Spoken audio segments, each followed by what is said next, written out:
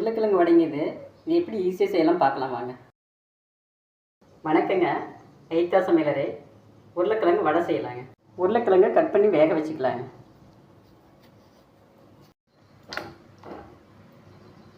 உருளைக்கிழங்கு வேகட்டுங்க.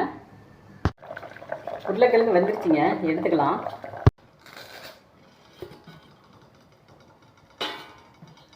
இப்படி தோலை உரித்து எடுத்துக்கலாங்க.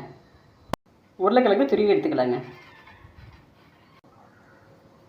இப்படி துருவி எடுத்துக்கலாங்க.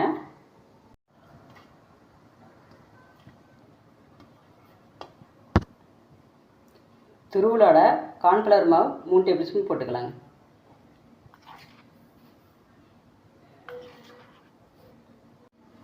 தேங்காய் துருவல் 2 டேபிள் ஸ்பூன் போட்டுக்கலாங்க. மிளகுத்தூள் 1 டீஸ்பூன் போட்டுக்கலாங்க. தேவையான அளவு உப்பு போட்டுக்கலாங்க. இப்போ இது நல்லா பிசைஞ்சிக்கலாங்க. சின்ன சின்ன உருண்டையாக பிடிச்சி எடுத்துக்கலாங்க. சரிங்க, இப்போ இதை பொரித்து எடுத்துக்கலாங்க.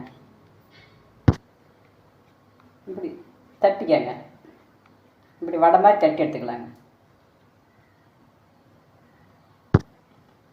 எண்ணெயெல்லாம் பொரித்து எடுத்துக்கலாங்க.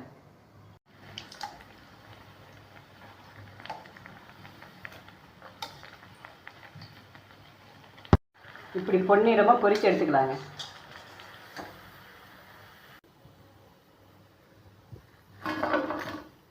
உருளைக்கிழங்கு வடை ரெடி ஆயிடுச்சுங்க. இது மாதிரி செஞ்சு சாப்பிடுங்க, டேஸ்ட்டாக இருக்கும்.